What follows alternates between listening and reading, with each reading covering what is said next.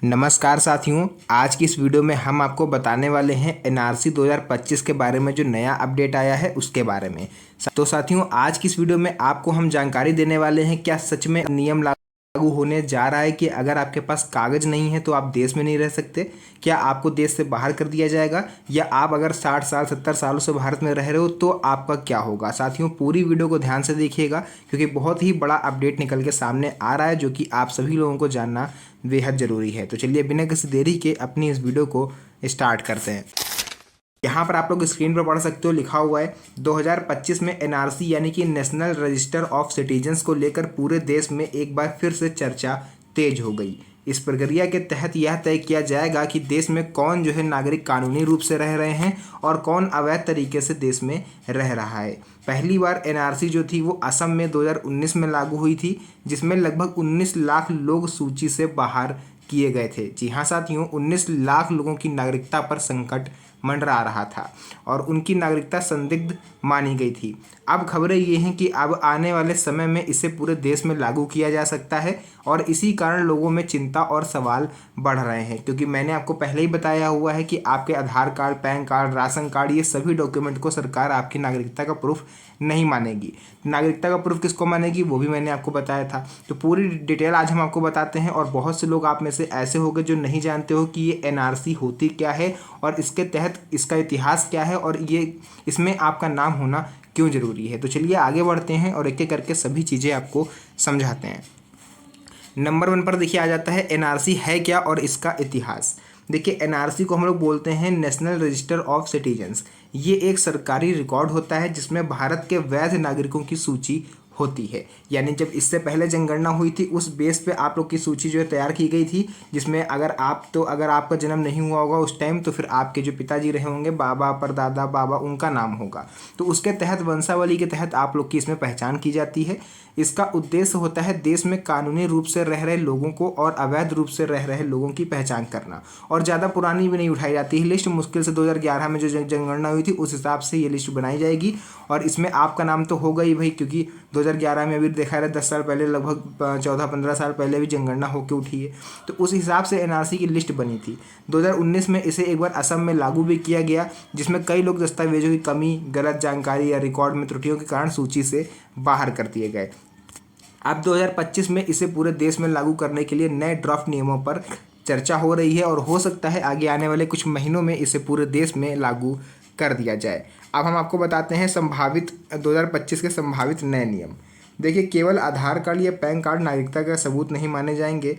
नागरिकता साबित करने के लिए मुख्य दस्तावेजों की अब आपको ज़रूरत होगी। जैसे कि मैं आप यहाँ पर 5 से 6 डॉक्यूमेंट आपको बताऊँगा, अगर ये आपके पास है तो आपको परेशान होने की कोई भी ज़रूरत नहीं है। नंबर 1 पर जन्म प्रमाण पत्र, माता पिता के जन्म प्रमाण पत्र अगर आपके पास हैं। देखिए, अगर आपके पास आपका जन्म प्रमाण पत्र है तो आप सेफ हो। अगर नहीं है तो हो सकता है कि आपके पास माता पिता का जन्म प्रमाण पत्र भी नहीं होगा। भैया, जब खुद का जन्म प्रमाण पत्र नहीं है तो माता पिता का कहाँ से होगा। लेकिन माता पिता का वोटर आईडी कार्ड तो आपके पास होगा ही। अगर वो भी नहीं है तो फिर आप जिस ज़मीन पर रह रहे हो, अगर आपका खुद का मकान है तो आपके पास ज़मीन के कागज़ भी होंगे, क्योंकि रजिस्ट्री आपने कराई होगी। तो रजिस्ट्री जब कराई है उस हिसाब से भी आपकी नागरिकता सिद्ध हो सकती है। पासपोर्ट या राशन कार्ड, ये दोनों प्राथमिक प्रमाण माने जा सकते हैं। आधार, वोटर आईडी, ये केवल सहायक दस्तावेज के रूप में आप इसे यूज़ कर सकते हो, यानी कि सपोर्टिव डॉक्यूमेंट के तौर पर।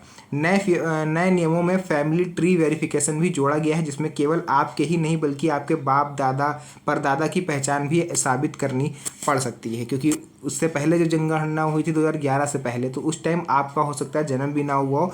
तो उस लिहाज से देखा जाए तो आपके पिताजी या फिर आपके बाबा का नाम इसमें आपको देना पड़ सकता है। किसी भी दस्तावेज में नाम, जन्म तिथि या पता मेल नहीं खा रहा है तो नागरिकता आपकी डाउटफुल हो सकती है, अगर आपने किसी भी डॉक्यूमेंट में फर्जीवाड़ा करके रखा है तो। अब इसके तहत देखिए सबसे ज़्यादा खतरा किसको है। इस एनआरसी के तहत सबसे ज़्यादा खतरा किसको है? ग्रामीण और गरीब, जिनके पास सही दस्तावेज नहीं है या जिनके रिकॉर्ड अधूरे हैं। अक्सर देखा गया है कि जो गरीब लोग होते हैं, ग्रामीण क्षेत्र के निवासी होते हैं, जो कम पढ़े लिखे होते हैं, वो जागरूकता की कमी के चलते कई सारे दस्तावेज नहीं बनवाते हैं, या फिर अगर एक बार त्रुटि हो गई तो उनको पता ही नहीं होता कि करेक्शन कैसे करवाना है, जिस वजह से वे उसे ऐसे ही छोड़ देते हैं। सीमावर्ती इलाकों, खासतौर पर बांग्लादेश बॉर्डर के लोग, मुस्लिम बहुल क्षेत्र और समुदाय जहां ऐतिहासिक कारणों से सरकारी रिकॉर्ड अधूरे हैं।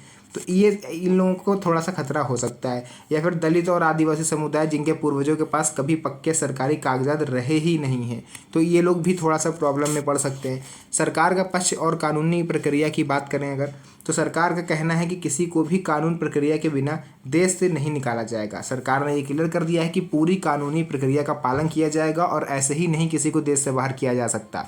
तो आप परेशान बिल्कुल भी ना हो। दस्तावेजों में गलती सुधारने का मौका मिलेगा, जैसे वोटर आईडी कार्ड, आधार या राशन कार्ड में अगर नाम, जन्मतिथि या पता गलत है तो आप उसे एक बार सुधार सकते हो। तो इसीलिए मैंने जस्ट अवेयरनेस पर्पज से इस वीडियो को बनाया, क्योंकि मैंने कई सारी वीडियोस ऐसी देखी हैं जहाँ पर लोगों को डराया जा रहा है कि अगर आपने ये कागज़ नहीं बनवाया तो आपको देश से बाहर निकाल देंगे, आपको नागरिकता साबित करनी पड़ सकती है। तो फिलहाल अभी अगर आप लोग के पास कोई भी डॉक्यूमेंट नहीं है तो आप परेशान ना हो, लेकिन निश्चिंत होकर भी ना बैठें, कोशिश करते रहें, क्योंकि जल्द से जल्द आप जन्म प्रमाण पत्र या फिर पासपोर्ट में से कोई एक चीज़ आप बनवा लो, फिर आप मेरी मानो आप पूरी तरह से सेफ हो और आपको किसी तरह का कोई भी खतरा नागरिकता को लेकर के नहीं होगा।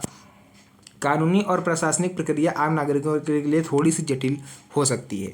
नागरिकों के लिए जरूरी सुझाव, देखिए अपने सभी जरूरी दस्तावेज हमेशा तैयार रखें, लाइक जन्म प्रमाण पत्र अपना और अपने माता पिता का नहीं है तो कोई बात नहीं, पासपोर्ट तैयार रखिए, राशन कार्ड, ज़मीन के कागजात वगैरह, और आधार और वोटर आईडी कार्ड। और एक चीज़ इसमें और ऐड ऑन कर लीजिए आप लोग, अगर आपके पास जन्म प्रमाण पत्र नहीं है तो आप इसमें 10th क्लास की मार्कशीट जो है लगा सकते हो, वो भी जन्म प्रमाण पत्र की तरह ही काम करती है।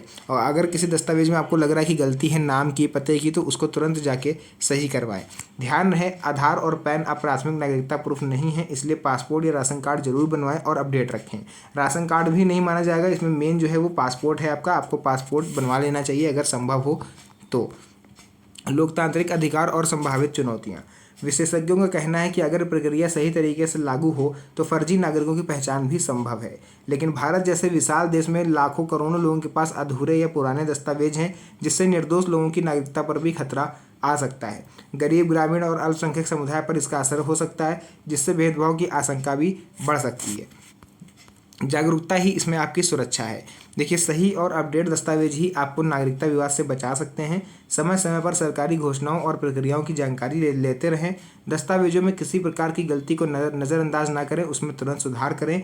याद रखें कि तैयारी आज की, सुरक्षा कल की, क्योंकि आज अगर आप तैयारी करके रखोगे, सभी डॉक्यूमेंट बना के रखोगे, तो अचानक से आपको हड़बड़ी में दौड़ना नहीं पड़ेगा, आप तुरंत अपना प्रूफ जो है वो दिखा सकते हो। बात करते हैं इसके निष्कर्ष की।